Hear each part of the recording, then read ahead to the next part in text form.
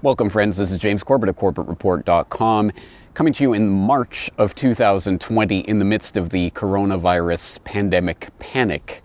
And I'm coming to you today with a little reminder from May of 2009, 11 years ago, when we were in the throes of another pandemic panic. Do you remember the swine flu panic of 2009? I certainly do, because I was here covering it on CorbettReport.com. As part of my coverage, I did episode 86 of the Corbett Report podcast on medical martial law. And we're going to listen to just a segment of that podcast today, specifically dealing with the infrastructure, the legislative infrastructure for medical martial law that was laid out in that time frame of the early 2000s and was exacerbated by that pandemic panic of 2009. I think it's particularly instructive to go back and to look at how what we are experiencing right now and the medical martial law scenario that is coming into view right now was carefully laid out over a period of decades to arrive at this spot. We didn't just arrive here overnight. So it is important to look back at this. But medical martial law is an issue that not many researchers have been devoting a significant amount of attention to, with some notable exceptions. But to trace the idea of medical martial law, or the idea that government can quarantine and force medicate people against their wishes in the event of a public health emergency, of course we can trace the roots back to those fevered and panicked days in the wake of 9/11, when the idea of bioterrorism was very much on the tips of many people's tongues. And in the wake of that horrendous attack on the United States, and of course the anthrax attack, which later turned out to be from Fort Detrick and was eventually pinned on Bruce Ivins, although of course there are some very big questions surrounding that. But at any rate, in the wake of all that panic, something called the Model State Emergency Health Powers Act was drafted by something called the Center for Law and the Public's Health at Georgetown and Johns Hopkins universities.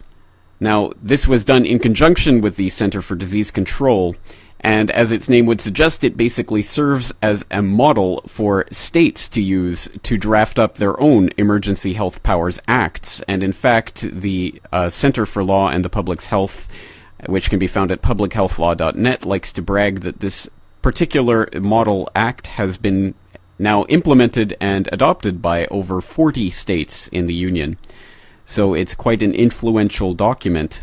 And what does this document say about things that the government should be able to do in the event of a public health emergency?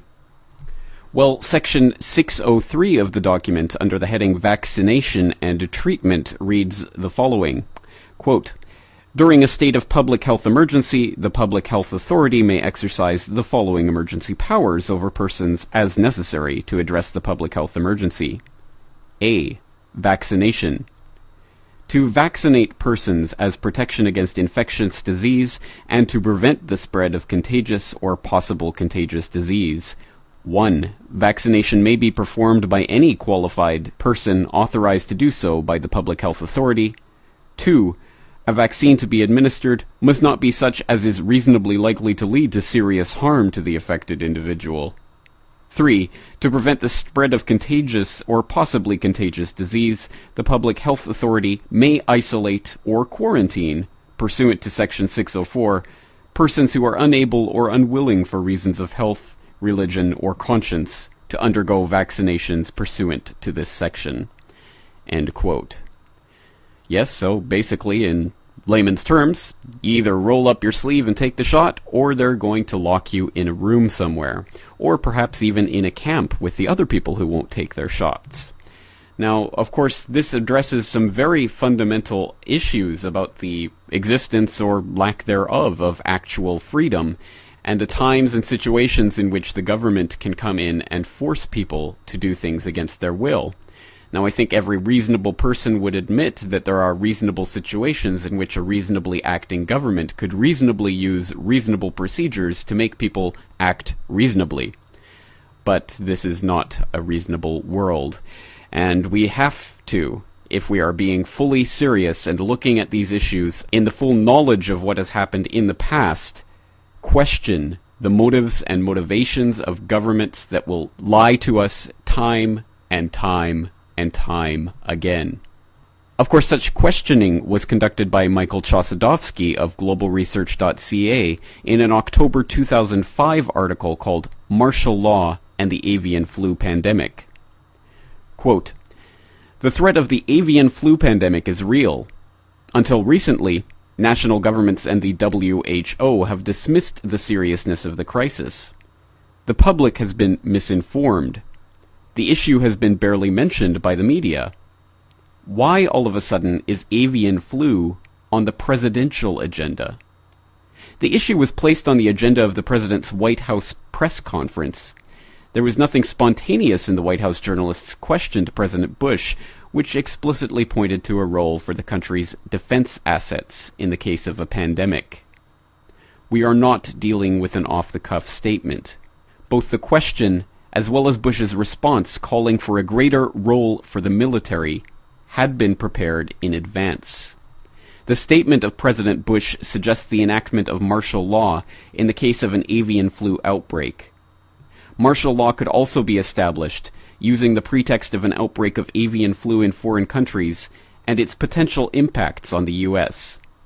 In other words, the military rather than the country's civilian health authorities would be put in charge." End quote. Now, this story, of course, leads in a pretty obvious line of historical continuity to the September 2007 article from PrisonPlanet.com under the headline, "Bush Greases Skids for UN Pandemic Power Grab." Best-selling author wouldn't put it past globalists to release virus to capitalize on control.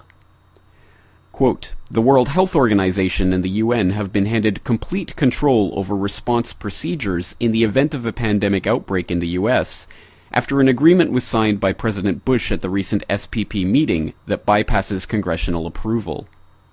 We've now got a North American plan for avian and pandemic influenza, and what this plan does is it puts US, Canada, and Mexico under the World Health Organization and under the United Nations law and control should there be any health emergency," best-selling author Jerome Corsi told the Alex Jones Show on Friday.